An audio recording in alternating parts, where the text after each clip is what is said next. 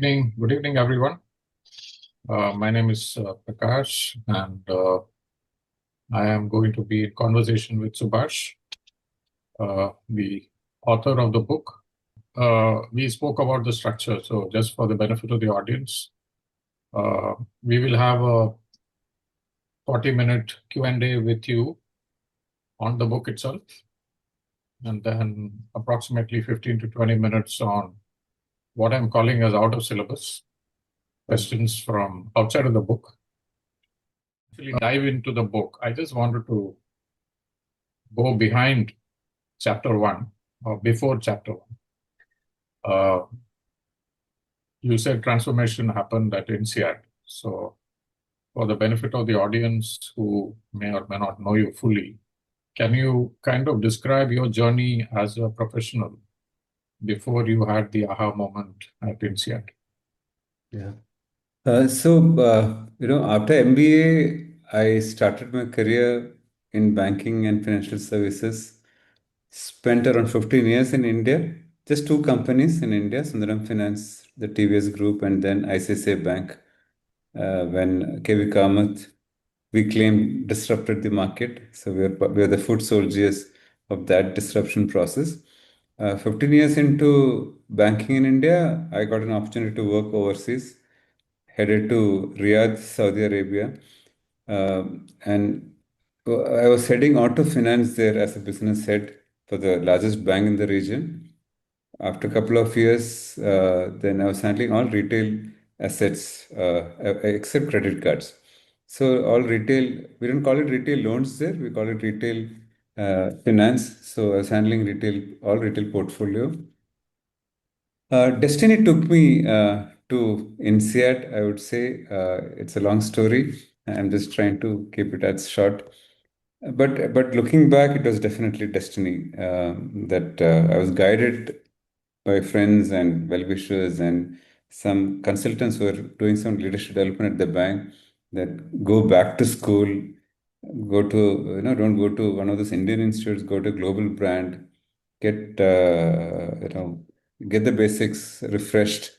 And I went to INSEAD for that executive education program, where for the first time in my life, I experienced coaching that we all practice, we coaches here practice today. Frankly, I didn't know something like that actually existed till then. So once I experienced, frankly, for a better phrase, I fell in love with the process. Suddenly, all the challenges that I've gone through, good, bad, ugly bosses, working in different geographies in India and overseas, and a lot of things that did not make sense earlier, somehow it fell in place, saying that, yeah, maybe the universe was preparing me for something like this. The fact that I had P&L experience right throughout my career also helped in a small way to make that big decision to make a transition into entrepreneurship. So, 5.5 years in Riyadh, very successful stint. And everyone perhaps thought that I was making a foolish decision to leave really at the peak and come back to India and then start something like this. But that's the power of calling. So I always say that we are very blessed if we know what's a calling. And I consider myself very lucky that I got that calling. So this is the 14th year, since I launched coaching on 12/12/2012. And if I were to go back and do it again, I'll still go back and do it. No regrets. It has not been easy, especially the entrepreneurial stuff. Right. It's a lot easier to coach. It's a lot easier to mentor coaches, but the running the business has not been easy. But yeah, going along. So it's been a fascinating journey to summarize. Yeah, fantastic. So I just wanted to for you to kind of zoom in for the audience on that moment of calling that you mentioned. You experienced coaching for the first time at INSEAD. And can you go back and describe your emotions, what you felt at that time? First of all, I was fascinated that how come I didn't know something like this existed. And I worked with three great organizations which has invested heavily on leadership development. So I've gone through multiple very different interventions at all these three organizations, but not coaching. So first of all, I was surprised that something like this existed. And we knew about cricket coaching and football coaching, having been very active in sports throughout my school, college days. So first, it was a surprise that oh, something like this also can happen. And it's called coaching. Then it was the transformational impact that it can create. mm, I mean, I didn't experience any transformational impact as a client or a coach at that point of time, but thankfully, I recognize that this is not just some shallow intervention that we typically go through in a in an organization where you just tick off mandates for minimum mandates for the KRA. But right. I recognize the potential to transform. I Mm, think mm, that was fascinating to say the mm, least. mm, Talking about emotions, I remember, those sessions that we had, I think four sessions, yes. Third session with my client, actually, the coach, I actually brought in that, can I do this? mm, I'm a cutter to become an entrepreneur, right? mm, It's very easy to represent a brand and work hard and find the way up. mm, But the magical moment there also from a business angle was that he said you went to a country like Saudi Arabia where people at your stage wouldn't have gone, right? When ICC was doing great and I was doing great, you set up a business there and made it was a very huge big success. What lessons would you draw from that, and what inspiration you'll draw from that journey to mm, set up your own coaching business? mm, See, for me, that again was very convincing proposition, saying that if I could do that there, maybe I can do it in my home country also. So right. then it was sheer joy that yeah, I can still do it. Then I just took the plunge, right? I mean, we moved lock, stock, barrel, and a dog from Riyadh to Mumbai and Mumbai to Bangalore.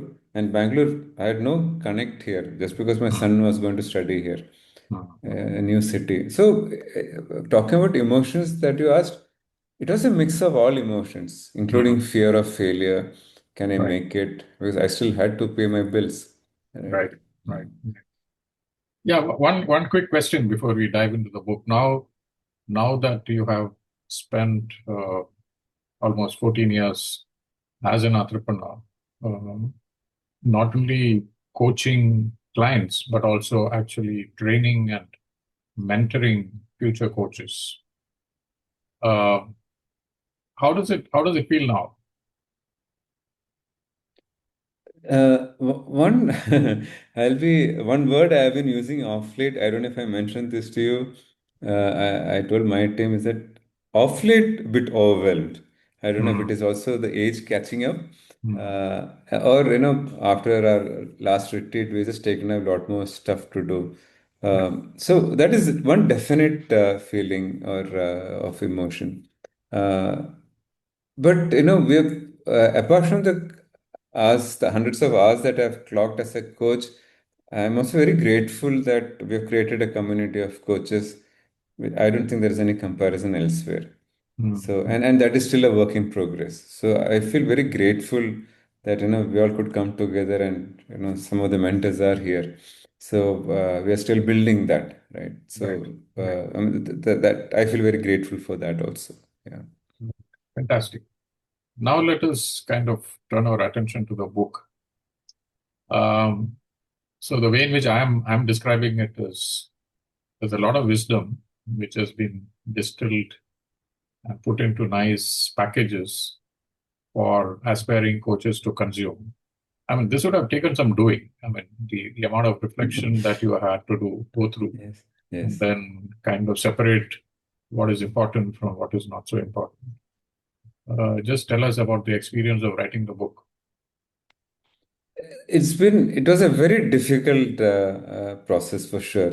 Lot of doing Mm, because one, I'm not a man of words. I'm very aware of that. I'm not a book guy. Right? mm, Though I read a bit, but I'm not somebody who's ever excelled in an essay writing competition at school or a debate competition. I've done very badly in those areas at school. So that I was very aware of that. Second thing was, do I have it in me to write a book on something as big as coaching? That was a second doubt that I had to deal with. Then finding time, right? mm, Among the multiple things that I was doing, just to sit down and write and rewrite and review and all that stuff, right? And grammar doesn't come easily for me, right? So run and martinal is not my strength. So that was added challenge for me. Right. Am I getting the thing right? And as a student of marketing, I was always very clear that this book is not about me. It's Mm, about the reader. And mm, I like what Anil said. No, Anil is somebody perhaps who's not from. He's definitely not from the coaching community. He's an engineer, so it should make sense to people who are not coaches also. At the same time, if a coach chooses to pick up, it should be something deeper for them. So to also keep that in perspective, to make it relevant was a constant challenge. And my bad luck, I had some challenges with the publisher and, a lot of up and down. I mean, last stage, I went to the extent of saying that, let us just dump this project. I don't want to do this anymore because mm, I'm just done with this. And my son was surprised saying that, at this stage, do you want to, go? But thankfully, the publisher came back, and there's some service issue. mm, They resolved it and came back, and they said, "No, we are going ahead." I said, mm, "Fine." So it was a big challenge. Now, I am saying this is, I keep telling my clients and coaches whom I mentor that there is at least one book in all of us. It's very unfair if you don't write at least one book. It's okay even if you don't publish it. It's better if you publish it. But definitely, that one book we owe it to the world, to the family, for future generations, at least the family. But it is not easy. right. This is a disclaimer I'll add now going forward. Right. However gifted you are as a writer, it's not easy. Mm, Yeah. mm. Super.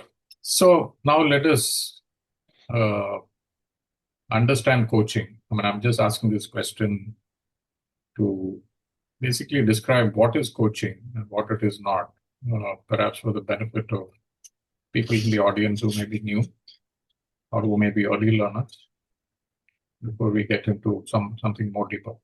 Yeah, it's a great question because it's very important that we set this context right.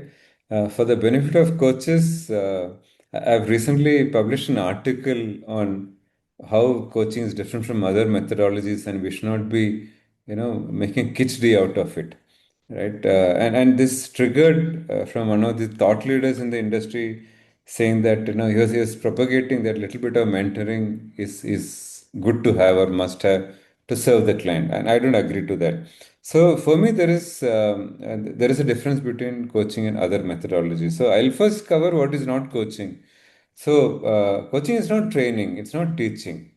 These are all subject matter experts coming and giving based on a structure, syllabus, exam that we do in school and colleges or universities.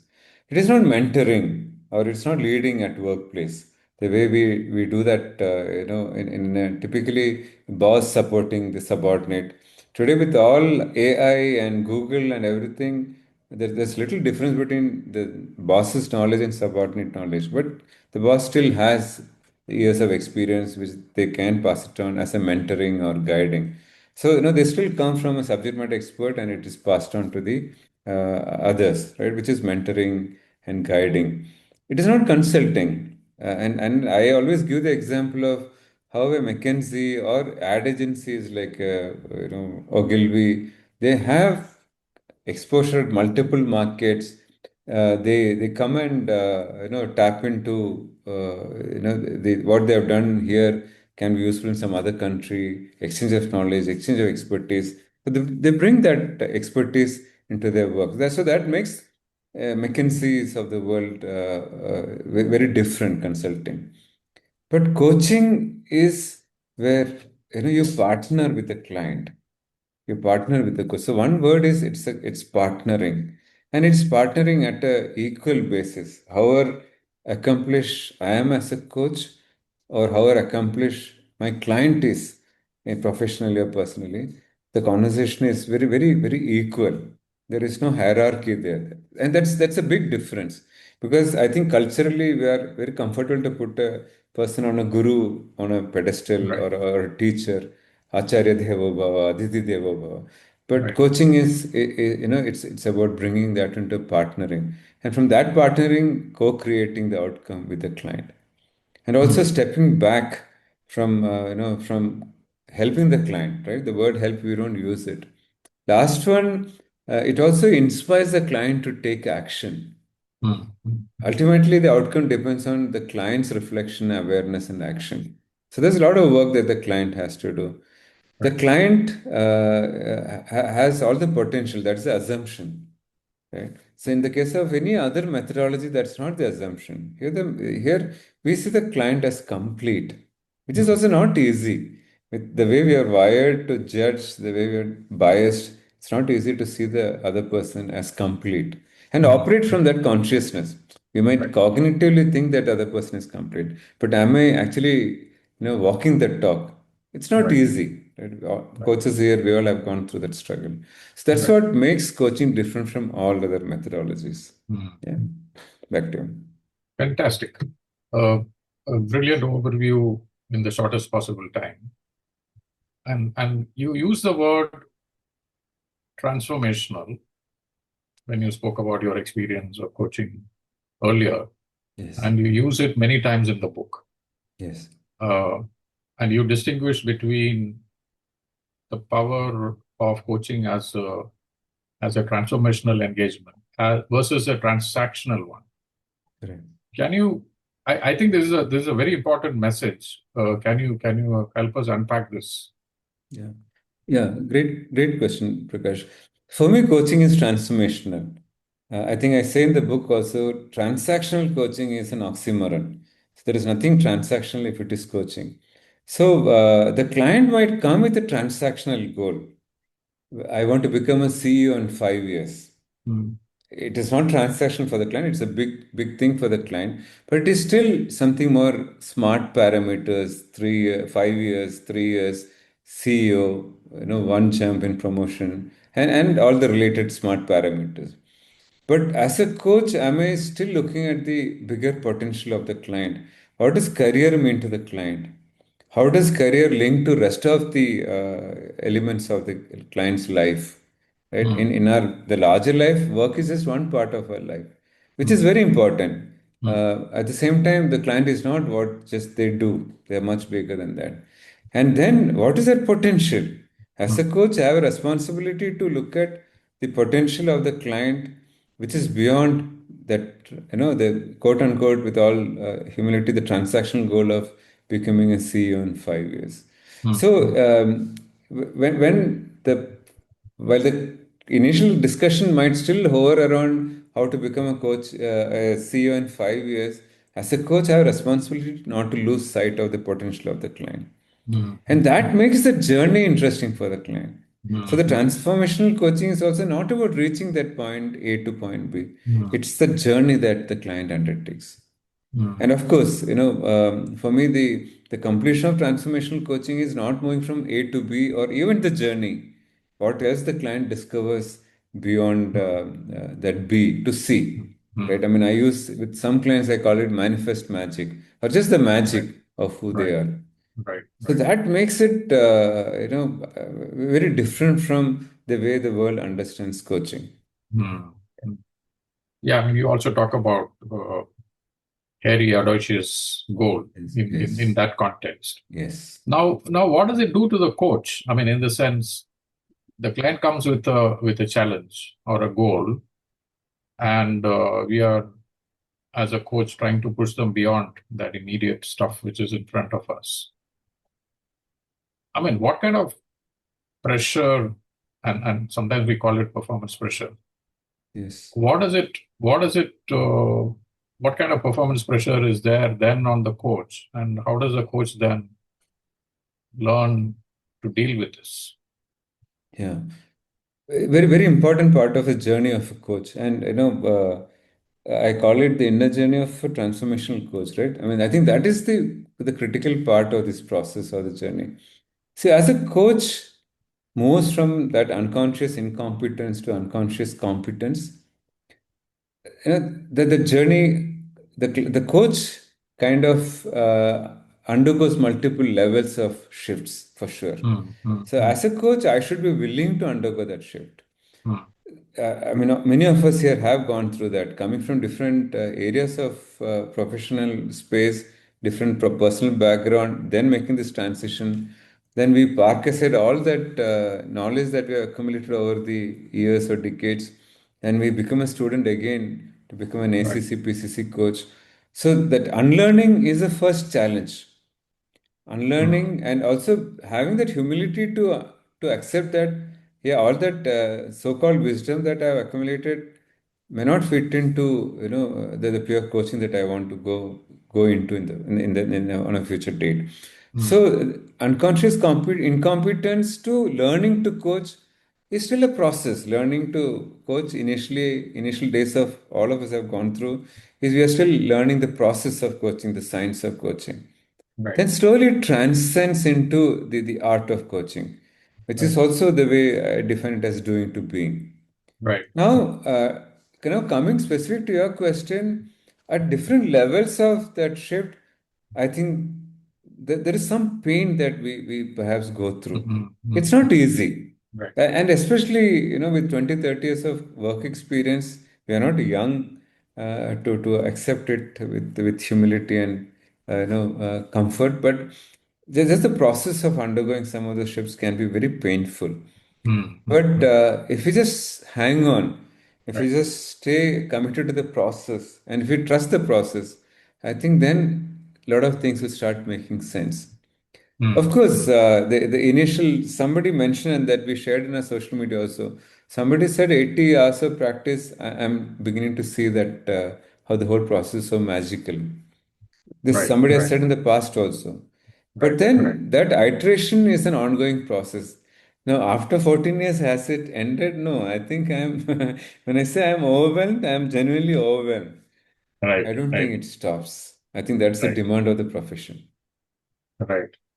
No, you make some great points there because what comes to my mind is the coach also needs to kind of rewire themselves before they Yes, can even start to support the client, right? absolutely. And talking of clients, you make. I mean, I've just picked out another line from your book, which says clients do not exist in neatly defined boundaries and problem statements. Yes. They are complex beings with entangled lives. Just unpack it for us. So, we all are wired to make opinions when we meet somebody new, right? Mm. Unconsciously, we put them in a frame. That's how Mm. we are. Let us Mm. be very, very clear.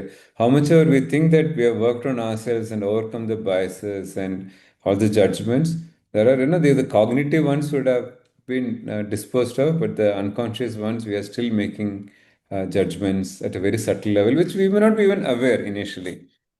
So, when we are seeing our client from that lens, right, how can we even look at the client's potential? We cannot. Mm. Only when Mm. we park these assumptions and judgments and everything else, then we can even talk about, think of, work on the client's potential.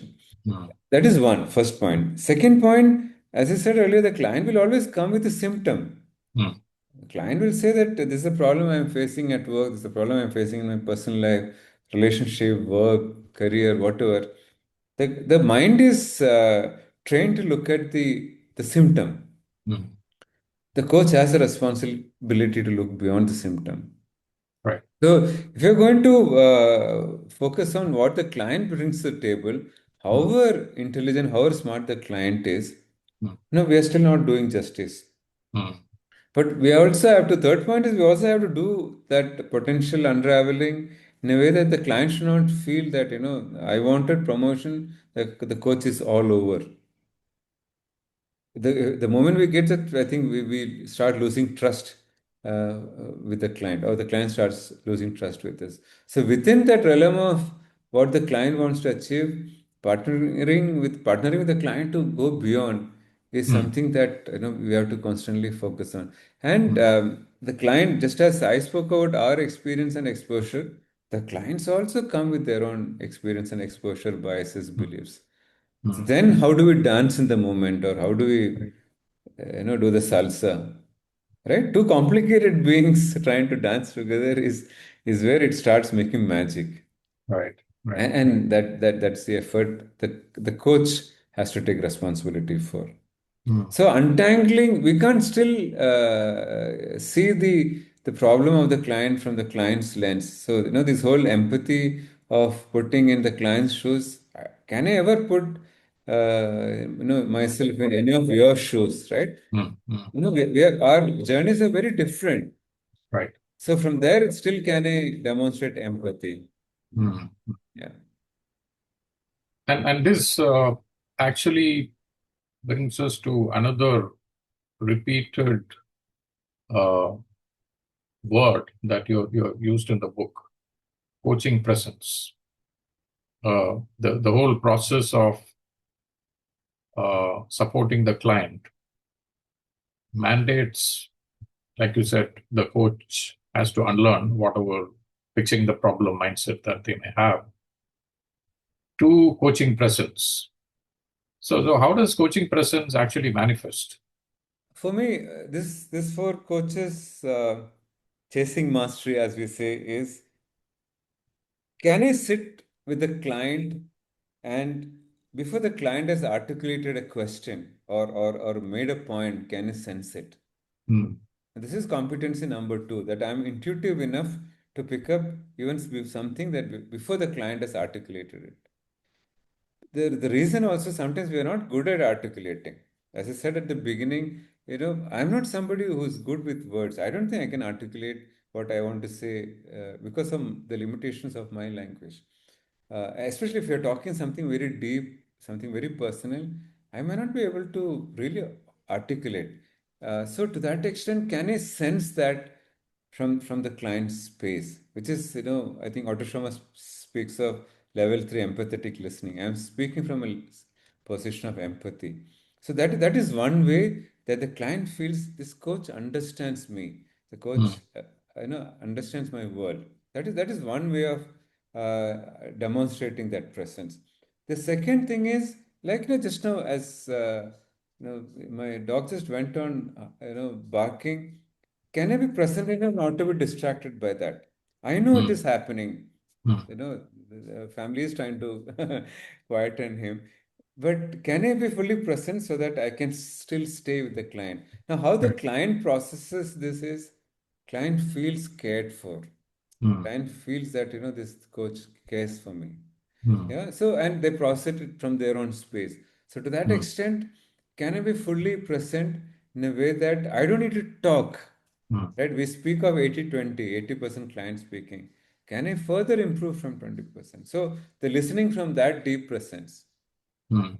Final one, this is my favorite, is I'm present enough to see any cues that is the universe is giving me in the moment, Right. especially if I'm sitting in the nature. In a closed Right. room like this, in darkness or light may not be. But when I'm sitting with nature, can I be receptive? And the universe is constantly communicating with us. The nature is Mm. communicating with us. Mm. So Mm. those are the deeper presence that we can reach to serve our clients. Right. So I like what you're essentially saying. It is not really about presence in one dimension, but presence is actually present in multiple dimensions. Right? Very true.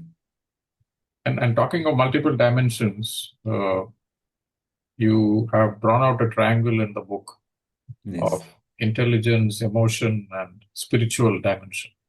Yes. I mean, how does all three kind of work together for the benefit of the client? And how can the coach actually integrate all the three dimensions? Yeah.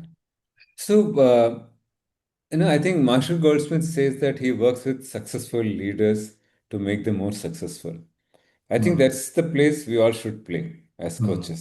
So, Mm. if I am working with a leader who's already successful, which is the case with me because I work with senior leaders, they are there because of their IQ for sure.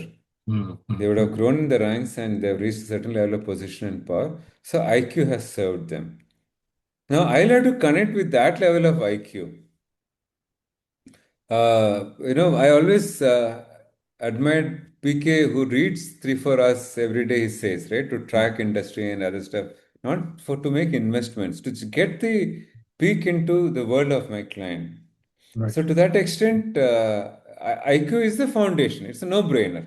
So the clients Correct. would naturally come with all that. Mm, But as I always maintain, IQ gets you the job. What gets you promotion is EQ. mm, So at a senior level, we all know that it's less about process and mechanics. It's more about people. mm, Even mm, in the era of AI, I still feel it is still about people and people only. And mm, for that, it has to, on the strong foundation of IQ, can I build emotional intelligence? And mm, mm, again, as I said, it's not just putting in other person's shoes. It's much, much deeper than that. mm, I was talking to a batch recently. It's okay to tear up when the client is crying.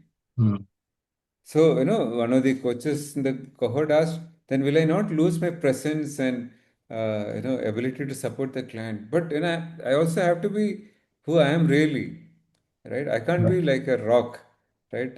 Not feeling for the client. If I feel for the client, I might tear up. So, to that Right. extent, truly being empathetic at a high level.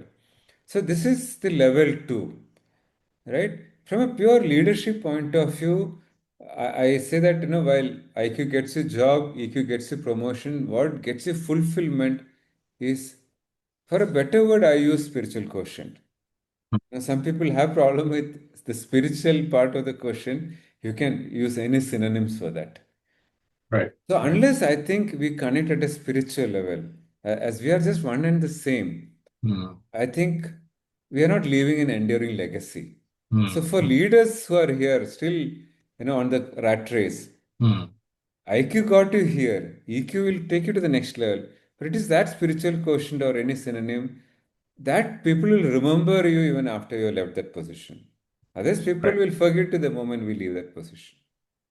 And that is, Right. knowingly or unknowingly, we all are building our legacy, Mm, both in mm. professional and personal life. Yeah. Fantastic. So you also attribute uh,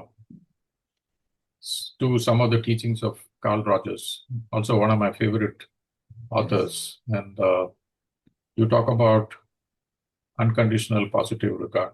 You mentioned about your dog.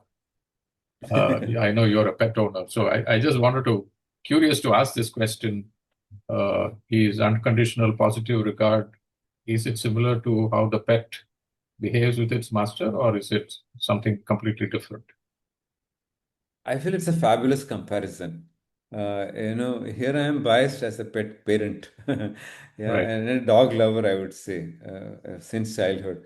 So, couple of pointers on that. It seems uh, every time the dogs see us. Now, I just got back from a trip to hometown. I got back this morning.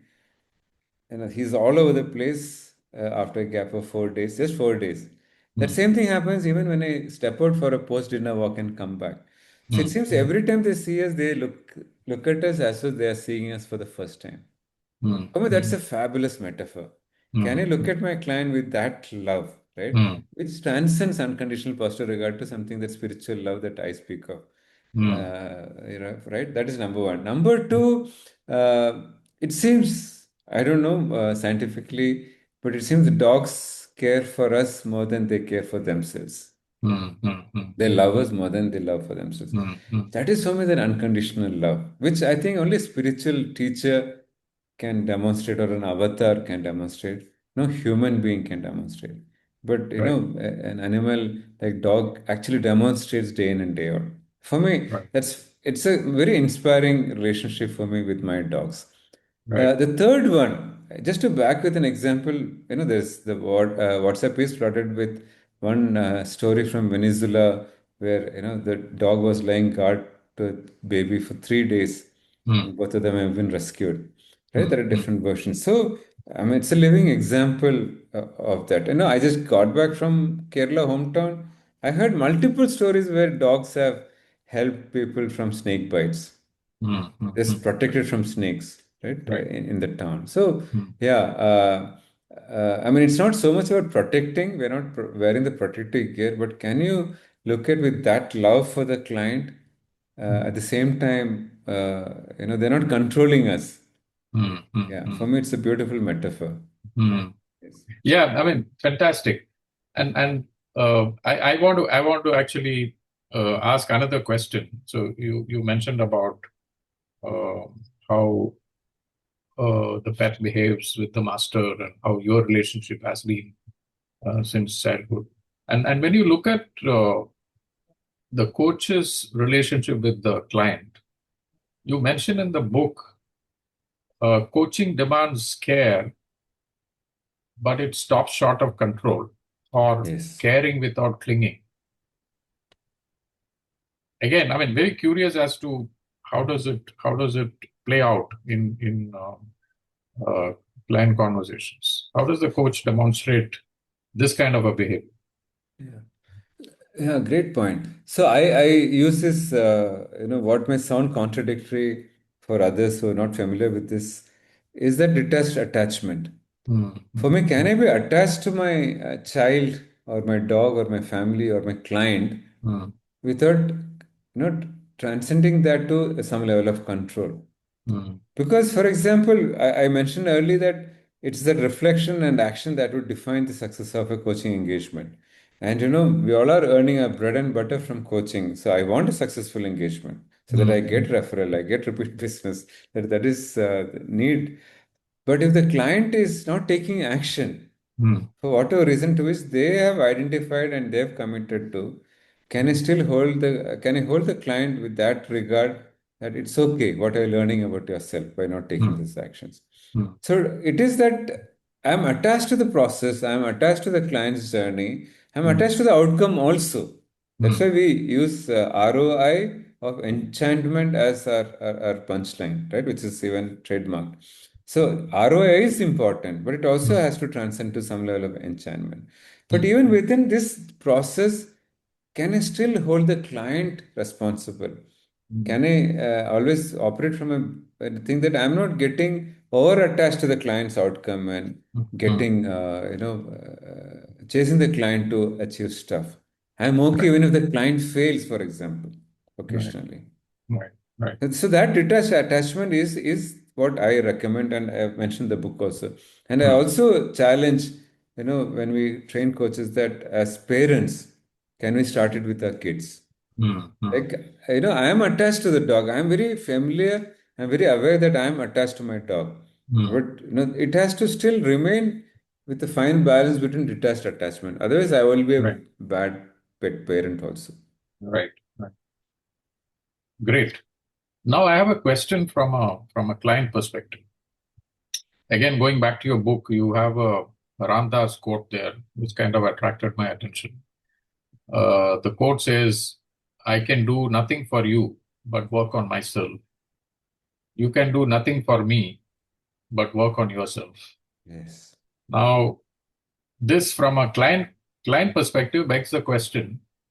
So, what do I need a coach for? I mean, do I need a coach? I can work on stuff myself. Yeah. So is it about the process? Is it about what happens in the process? Or is it something else? It's definitely the process. So again, I talk about the triangle, the coach and the client at the base of the triangle, and the process at the top. So it's also our commitment to the process that will define the outcome. So one is the commitment to the process, very rightly Right, said.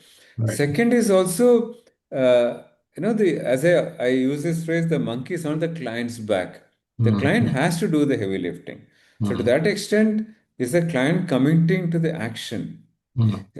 Yeah, for example, one example I've been quoting recently, one story is, I had this client, a younger client compared to a lot of my other clients, mid 30s, being groomed by the US company for future roles and other stuff. In the chemistry session, he said, I'm overweight, I'm in a sales role, so I enjoy food, I'm a foodie, Mm-hmm. right? Very often we hear these days. So no control on diet. I don't find time for exercise. Mm-hmm. And his dad was not well at that point of time, so there's a lot of demand at home to take care of dad and two young children, some time for them. So he says, I'm not taking care of myself. Mm-hmm. In that chemistry session, I asked him, so what is that one small action you want to take if you want Mm-hmm. to achieve your health goal? Commit to something for today that you will do for the next 6 months. And take something that you will stick to for the next 6 months, right? It just organically happened on the call. He just said, I'll do 10,000 steps every day. So I Right. cautioned, Mm, will you have time? All the challenges that you said, mm, start something. Now, it is not my judgment or my doubt. Of course, this is a mm, chemistry session. So mm, I said, are you sure that you're taking what you can chew? He mm, said, only if I get 10,000 steps every day, then in 6 months I'll reach some level of fitness, right? mm, And I need that because company is investing on coaching and other stuff. mm. Prakash, you'll be surprised from that day, that engagement took around 7.5 months. He said not a single day he missed 10,000 steps. Right. Right. And at the Wonderful. wrap up session with the HR leader, the HR leader says, what magic did you do to this guy? I said, I Mm, did no magic. mm. If you're looking at the physical frame, he just took this.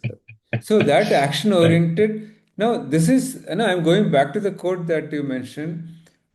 I have to encourage the client to discover themselves, to take action. And remember, it's a journey. It's just not one session after session as a Mm, client. No, mm. you embrace the journey. And Right. what can come out of that could be magic. Right. Right. Fantastic. So I want to go to another section of your book, which talks about leaders and leadership. And I know that leader as a coach is one of your favorite Yes. topics.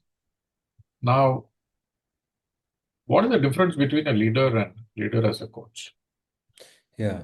Many of us in the community say that we wish if we had coaching in the early stage of a career, right? When we Mm, took the first leadership position, when we made the transition to CXO.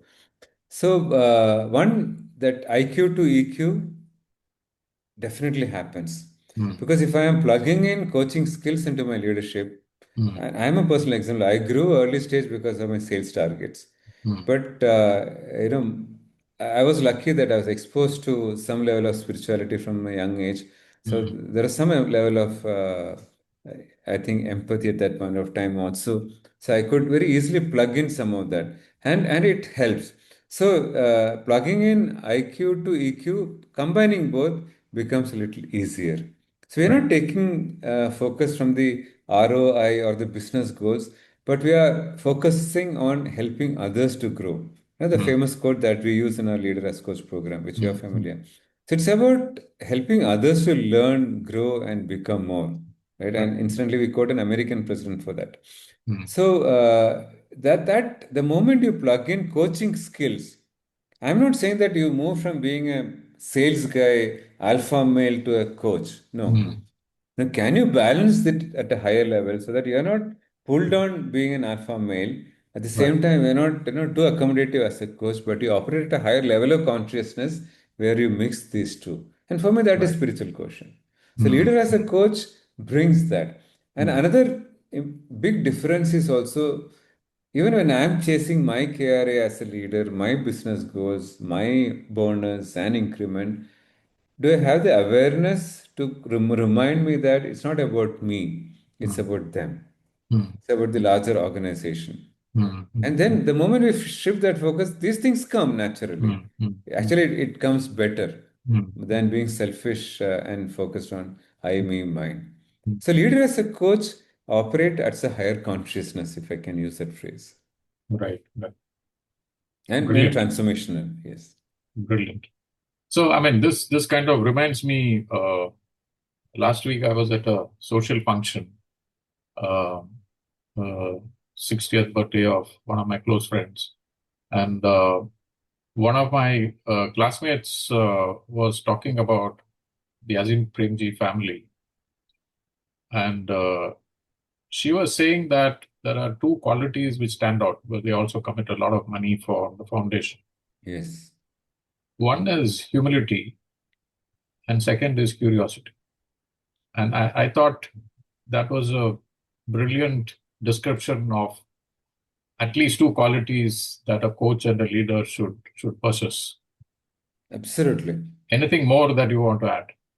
So humility is also the qualities of a coach that we discuss in our coach training. So humility is Mm, right on top, number one. mm, Because all unlearning and learning can happen only from a position of humility.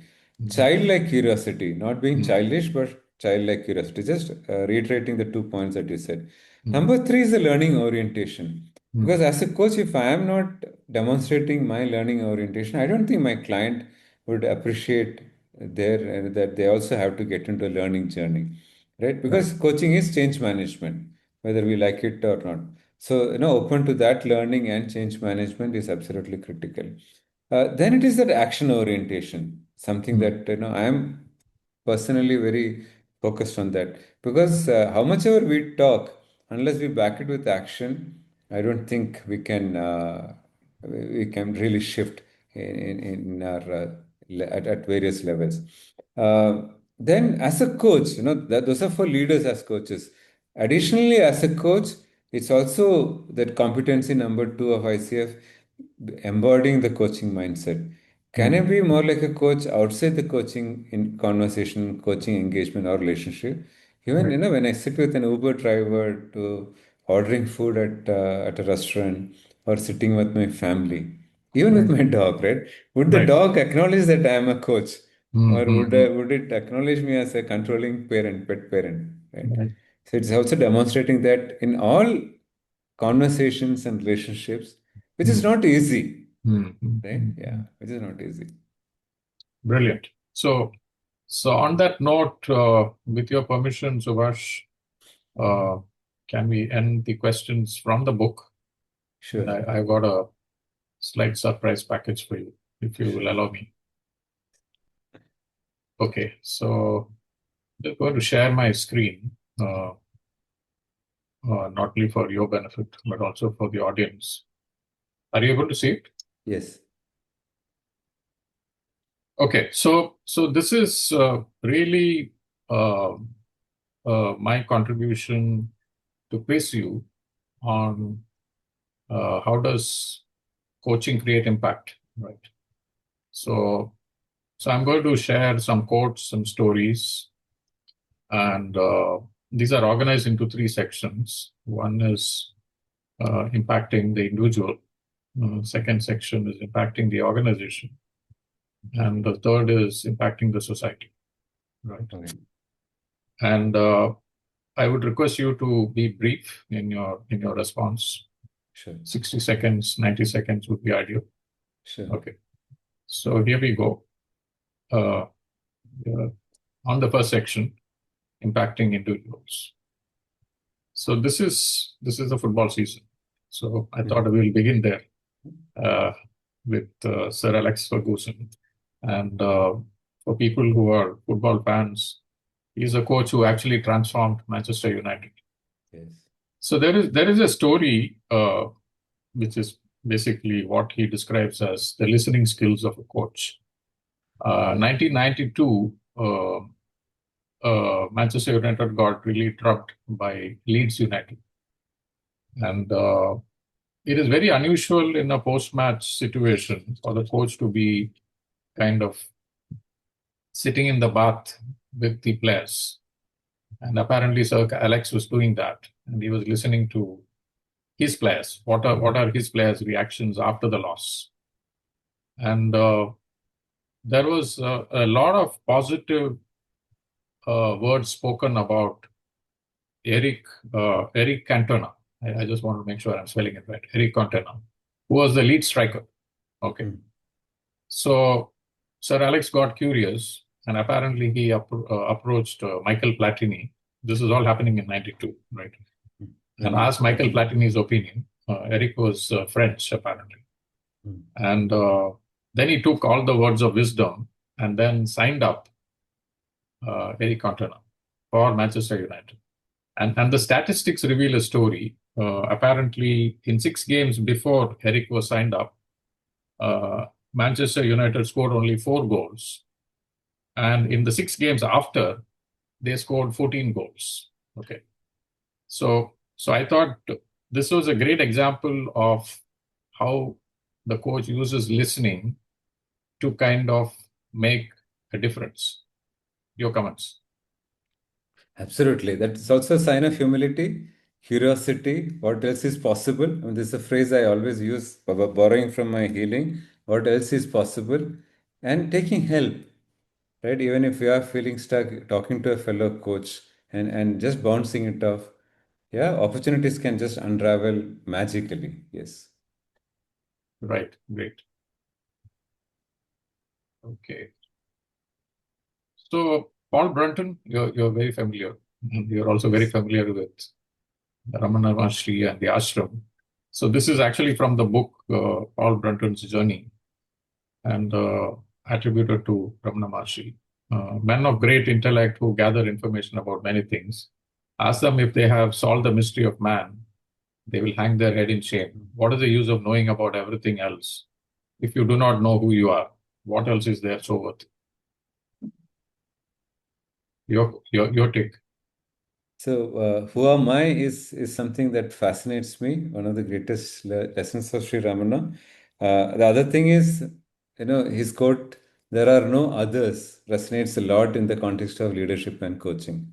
There are no Mm, others. We all are connected far more deeply than we know. mm. Excellent.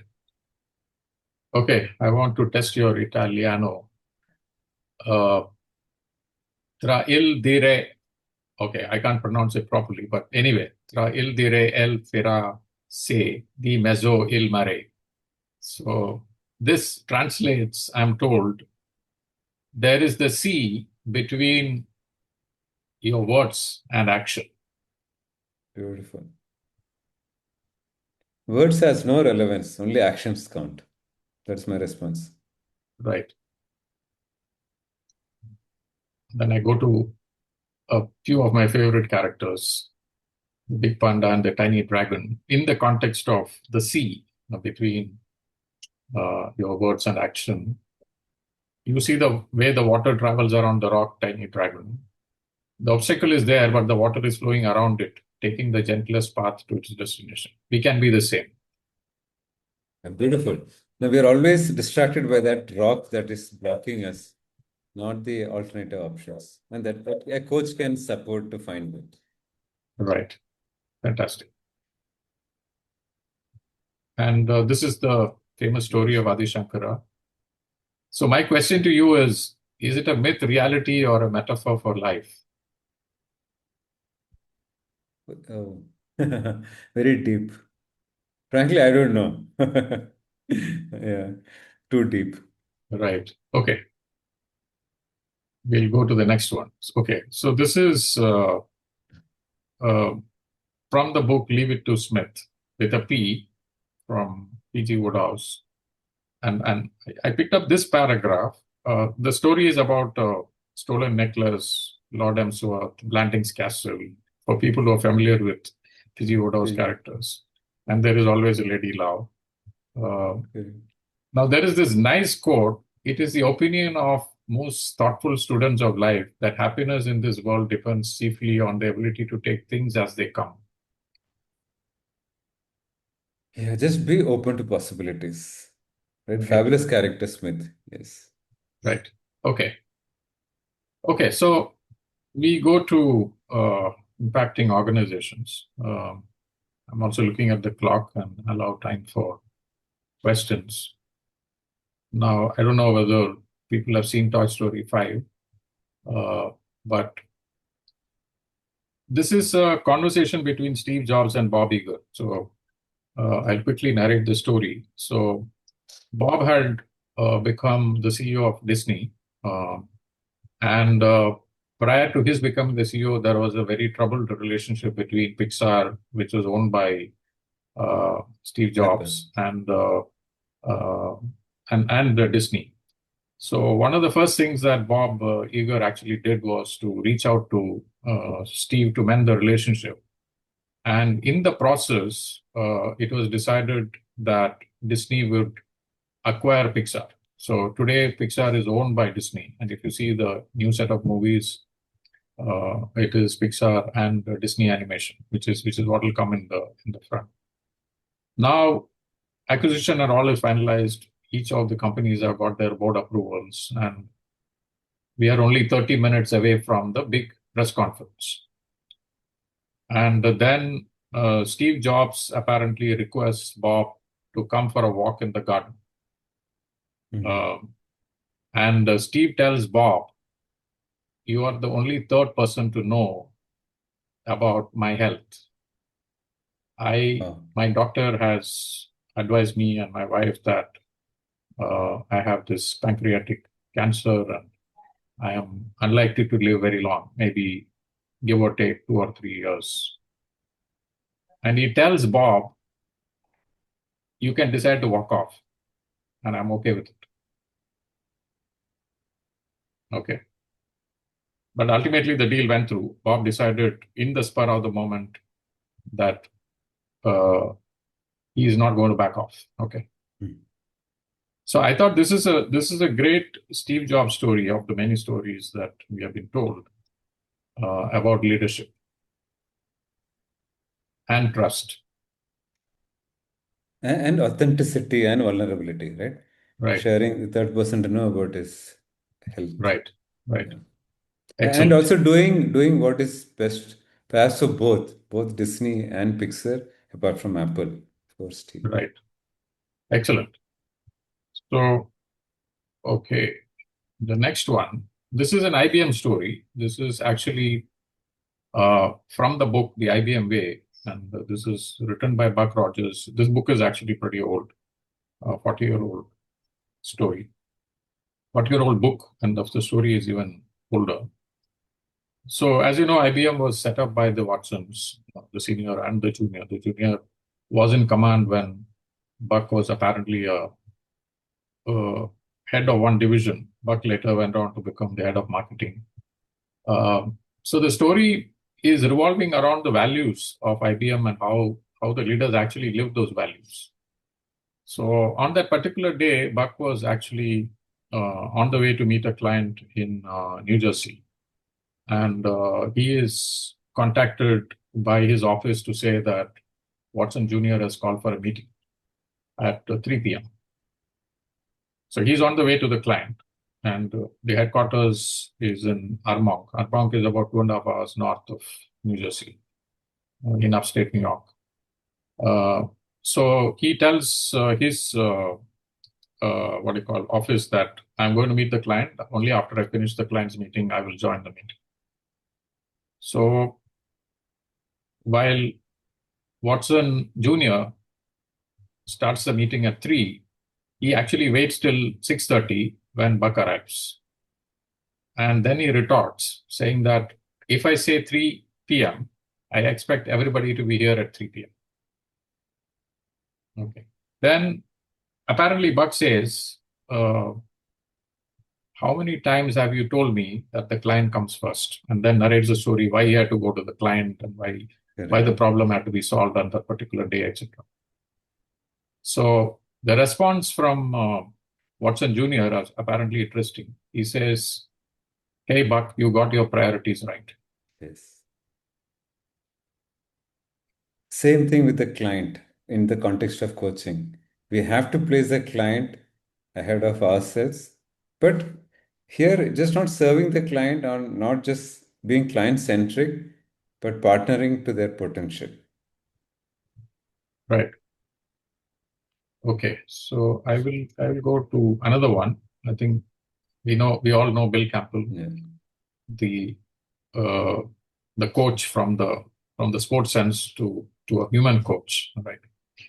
So there is a story about Bill Campbell in his book, about him, the $1 trillion coach, of a gentleman called David Drummond. He was an African American. He was the head of legal in Alphabet, which is a Google parent now. And he talks about conversations with Bill when Bill tells him to forget about his pedigree, that he's an African. He's not a techie. He's not a MBA. These are apparently the stuff that is respected in the what do you call Western coast. And he basically said, you don't become so self-conscious. Just bring your whole self to work, right? So this apparently had a profound impact on how David actually grew up in the organization. So there is this quote from Bill Campbell: "People are more effective when they can be completely themselves and bring their full identity to work, because the other person actually sees it through if you're not your true self. Very true. So I talk about that other triangle in the book, which is authenticity, vulnerability, and resilience. So, if I'm operating as a client or as a leader at the confluence of these three, I think then we bring our full selves into the workplace. Right. Fantastic. Okay. So my final organizational story, this is from the latest book of Harish Bhatt, and I had the opportunity to listen to him when he narrated the story of a conversation between Ratan Tata and Muthuraman. Muthuraman was the managing director of Tata Steel, and apparently they had a difference of opinion on a commercial transaction that Tata Steel is undertaking. And there was a 10 p.m. deadline for Mr. Muthuraman to kind of respond to the counterparty. But Mr. Tata was traveling, and Mr. Tata told him that I'm going to land back in Mumbai at 7 p.m. And on the way from the airport, I'll call you and then let us discuss. So they were discussing. Mr. Tata landed and they were discussing on the phone, and each person put their point of view, but they were not able to agree. So Mr. Muthuraman had his point of view, and Mr. Tata had his point of view. And suddenly the call dropped. And Muthuraman thought that the boss has hung the phone on him. So his immediate thought was, have I hurt the boss? Have I done something wrong? And while he was contemplating what to do, Mr. Tata actually called back to say that the car went over a hump and I dropped the phone and the call dropped. It was not, do not think that I actually hung the phone on you. We may have our differences, but you're free to go and do whatever decision you need to do in the interest of the company. Great. Placing the company interest first, being humble enough, like what Ratan Tata did. You may not know the right thing. Fabulous, very inspiring. Yes. Right. By the way, those who Okay. have not seen the Titan story, worth checking. Yeah, absolutely. Absolutely. So a couple of more before we kind of open to the audience. So impacting society, you mentioned Otto Schramer. I have actually a slide on Otto Schramer's. I happened to read a recent article where I don't know whether you know, Otto Schramer says that his parents were actually farmers, Wow. and his father actually taught him the highlighted one: the quality of what grows above the ground depends on the quality of the soil beneath it. So this whole article is about what is AI doing today in terms of destroying the society, right? And how does the society need to react? When I pulled up another data point, since you're discussing a book, apparently the number of AI-generated books have actually gone up exponentially, right? Okay. So Otto Schramer basically says that there's so much of money going into AI, but the cultivation of sensing, relating, and sense making receives almost none of it. So I thought I want to pick your brains on. Therefore, coaching has a fundamental role to play Yes. in kind of safeguarding our civilization in that sense. Yes. Yes. So, great point. Uh, I keep quoting the African proverb that it takes a village to educate a child, and extrapolating that it takes an entire ecosystem to create success for a leader, whether it is business or sports. Uh, I also, we discussed this. I'm also looking at what is I beyond AI in the context of coaching, and I think Right. as coaches we need to hold that space. AI will make its own progress, but are we holding that I, which is that beyond the machine? The third one is also when we the quote that we picked up from Prosperous Coach, that book, that when we coach, we are transforming the world. Just as AI is disrupting everything around us, there is subtle disruption that happens when we coach leaders also. We should not lose sight of that. That's true. And all the self work that is linked to all of that. Right. Of course. Okay. So this is going to be my final one. before I end. So there is this story about Pablo Picasso and the famous painting called Guernica. Uh, so apparently he actually painted it during the Spanish War, which was 1937, before the World War II. And apparently nobody paid any attention to it. Okay. It was not a sought after painting for almost 3 years until the World War II kind of started. When people saw in this picture the challenges of humanity, when war breaks out between nations and destruction happens. So the way in which I am looking at this story is, even for a great person like Pablo Picasso, and his quote is below, the meaning of life is to find your gift, the purpose of life is to give it away. And I was really reminded of you, Subash. All your teachings, you're kind of put into the book for the benefit of the community and the world at large. And even for somebody like Pablo Picasso, it took so many years and patience for a painting. And even today, in the strife and the wars that we are going through, apparently this painting is still relevant. Yeah, great. I mean, I've heard another version of this, that the talent that we have is God's gift to us, and what we do with it is our gift to God. Right. Yeah, for Right. sure. Yeah, absolutely. Exactly. Okay. Mandela, I will skip. I think everybody knows. And finally, I just have two things to say. This is how I would summarize your book using a quote from Dr. Sri Kumar Rao: just be and not be something. And this is my summary of your book, and this is my summary for you. There are two kinds of teachers: the kind that fills you with so much of kale shot that you can't move, and the other kind who gives you a little prod and you jump to the skies. So thank you for being our teacher and guru, and also illuminating the coaching world with your book. Thank you. So I'll stop sharing, and I am delighted to invite Supriya to unwrap audience questions. Supriya, are you still there? Yes, I'm here. Thank you. Thank you, Prakash. Thanks, Subash. Thank you. Prakash has unwrapped and unraveled quite a bit, so I'm not sure what is left. But this is an invitation to all of you who are listening to please put your questions on the chat. Subash, there are a couple of questions already. Yeah. And I'm just going to read it out. Satyajit has asked, how is aura connected to being? Learning creates an aura of knowledge.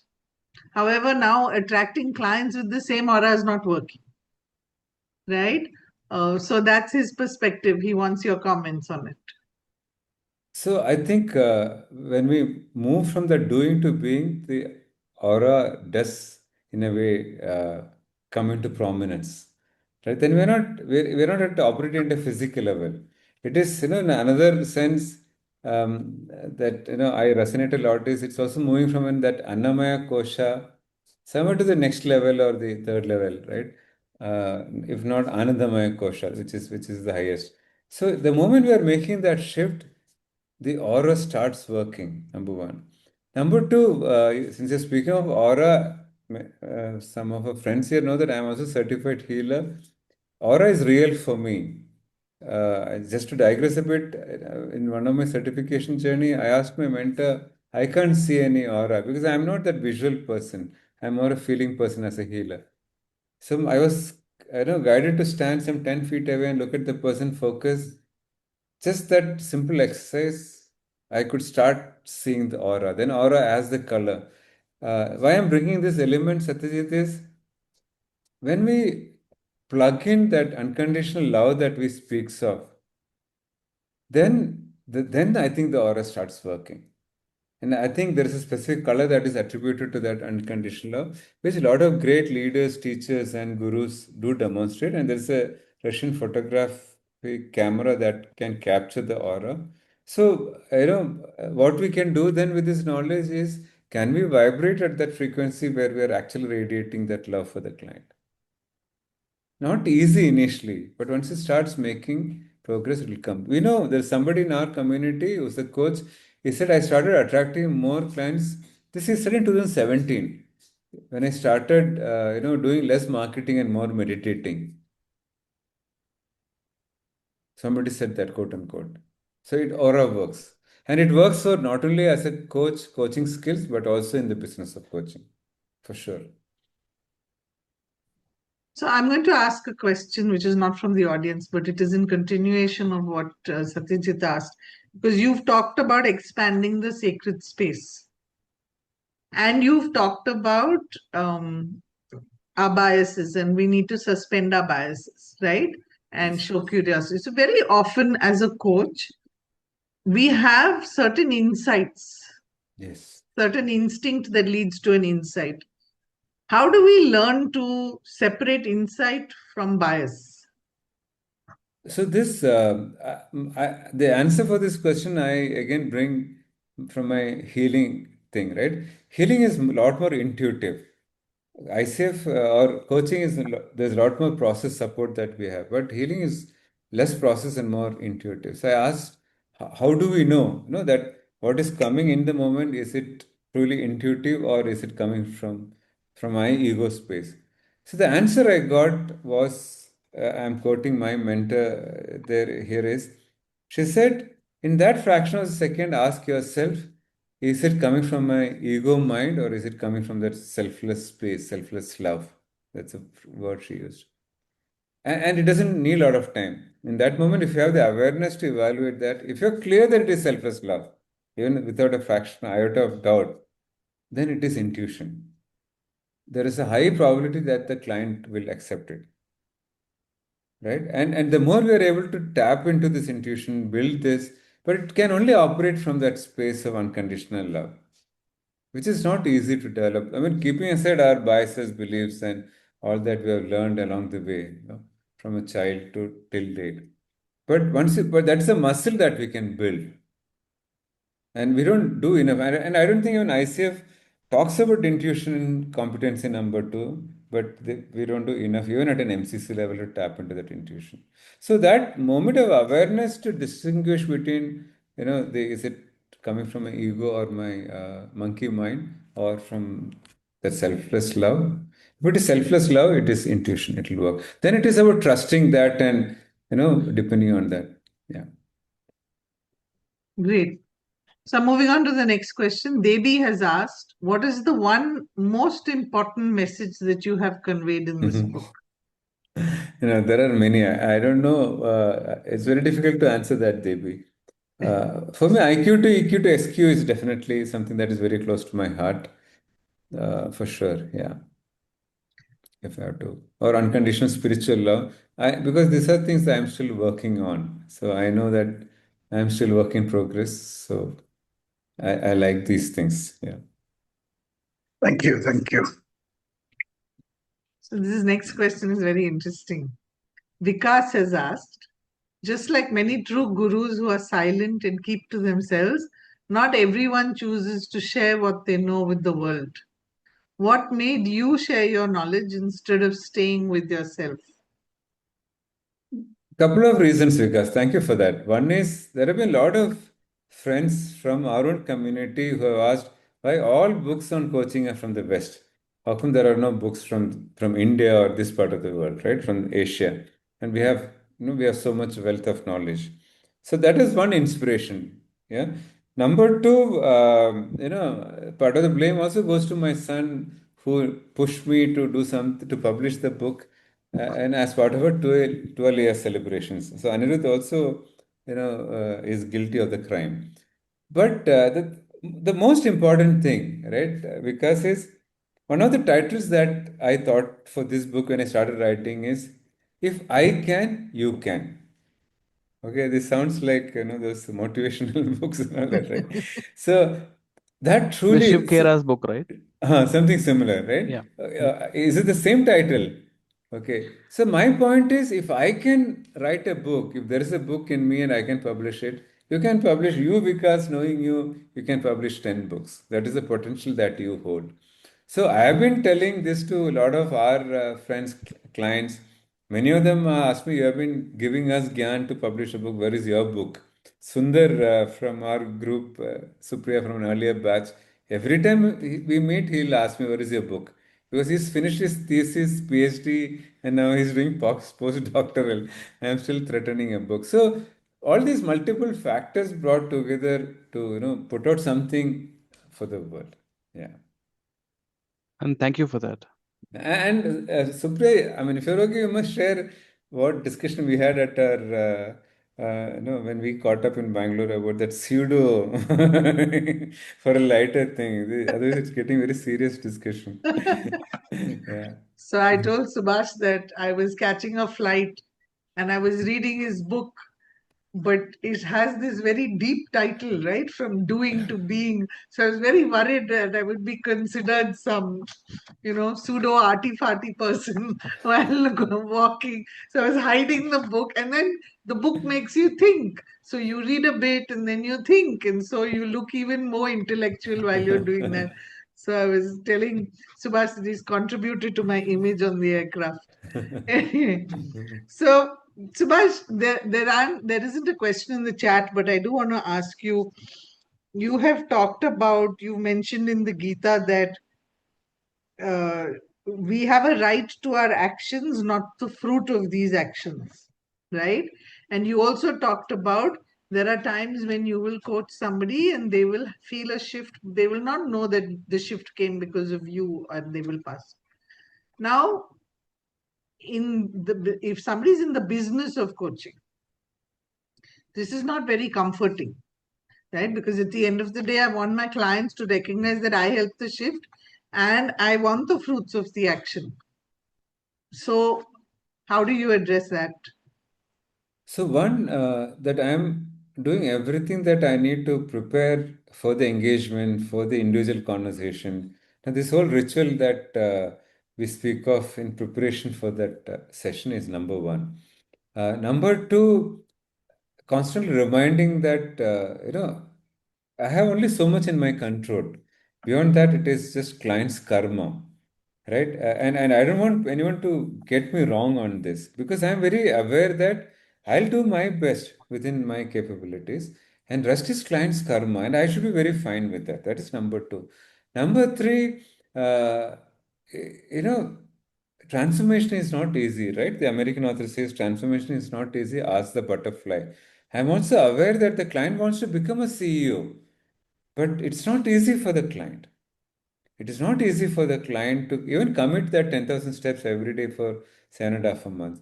So I should be willing to allow the client to fail, and there will be a small percentage that will not be successful. That is number three. Now, tactically, I mean, some of us here are coaches, so I always say that we should be keeping a tab on the progress of the engagement. And if the client pulls the plug, I would think that I failed to read the signs. I should be aware enough to pull the plug before the client pulls the plug. So, being confident enough to offer the client that if this is not making progress, definitely I do that in midway through the engagement, right? I do 8 sessions and fourth session is my midway catch up. So I always say that, is this making sense? Is it worth your time, energy, money, even if the company is sponsoring? So for me, I'll be very unhappy if the client pulls the plug and I misread it. Yeah, so this is some of the ways that I kind of prepare myself even for failures. Yeah, and it works. And over a period of time, and Supriya, you also have attended Coaching Unlimited, right? One of the things that we keep sharing with PK and others is that, am I attracting the right client? Right client attracting is not just marketing. Am I vibrating at a frequency where, I'm attracting the right person into my life as a client? Yeah, and you understand this better, right? That is number one. Number two, am I doing a smart chemistry session? Chemistry is the first opportunity to judge whether we are made for each other as a client-coach professional relationship, right? Even if I misread that, then am I the first to pull the plug? Am I aware enough? Am I reflective enough after every story? Because the client will give cues, right? So, but still, if none of these fail, fourth option, if you still fail, it is my karma as a coach also, right? Not just client's karma not to progress. It's okay. But the percentage will be very small, very rarely. And as we progress, initially we might face some challenge. But as a practicing coach, I can guarantee if we are fully present, we are committed to the process, we are operating from that unconditional space. No, then we are regal by nature. It will come to us for sure. And I say this with all conviction. Okay, so there are some very nice comments. No more questions. Client karma is a big one. Somebody is saying they're getting into healing, having heard this conversation. No, don't do that. Don't jump into any alternative methodology, please. I mean, I went into healing before I came into coaching. Not necessary. Find your healing in coaching. Yeah, there's a lot to learn and reflect. People have commented. I think there's one more message. Beautiful book. Yeah, I think how are we doing on time, Prakash? We are Very good. Just good on time, I right? think Yeah. we are bang on time. Good to see Anirudh, Karthik. Sai, good to see you, Sangeeta, Ashwin.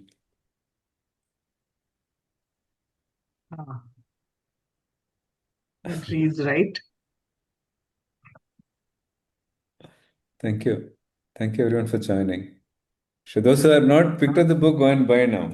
No more excuse. Now the marketing aura has come on. Subash, can I just say something? Yes, please. I just wanted to share something. Yes, Anil. So, interestingly, me and Subash went to school together, and I like your whole aspect of IQ to EQ to SQ. Right? You did. I know this book is meant more for coaches, but I guess as a parent, we're all coaches in some way. Yeah, very true. And the reason I ended up picking up your book and buying it was because I have this thing called, if I get the third cue on something, it's like listening to the things around you, right? So I know you put it somewhere, then I saw it somewhere else, then I saw it on LinkedIn. I said, that's the third cue. That means something is asking me to read the book, right? So I bought it and I picked it up and I started reading. Yes, it's a pretty heavy book, but then I kept going back and forth. And then I realized it was just the perfect time for me to have gotten your book in what I was dealing with, especially in the last chapter when you said the 8 things or something. I'm under the second one because each one is, you need so much time to reflect on each one, right? Yeah. So the second one where you says awareness opens the door, but action stops you from it closing on you. Correct. So I could reflect that a lot. And I really appreciate you writing it. I guess it takes a lot to write it. I've started and stopped like 4 books in the past, never got to finishing any one of them. I've also, in a way, understand a little of coaching because I almost became a Landmark Forum leader in Landmark. So in a way, I kind of understand where you go with coaching. And I think it was fantastic input for me. And I realized that as much as I don't need one, I think I need a coach. And I'll probably be calling you about that, Subash. Sure, anytime. Thank you, Anil. Anyway, Thank I you just for want to share joining. that. Yeah, thank you. Sure. Means a lot, yeah. Thank you. Great. Thank you, Prakash. Thank you, Supriya, and thank you everyone who joined and stayed on. Yeah. Thank you. Thank you.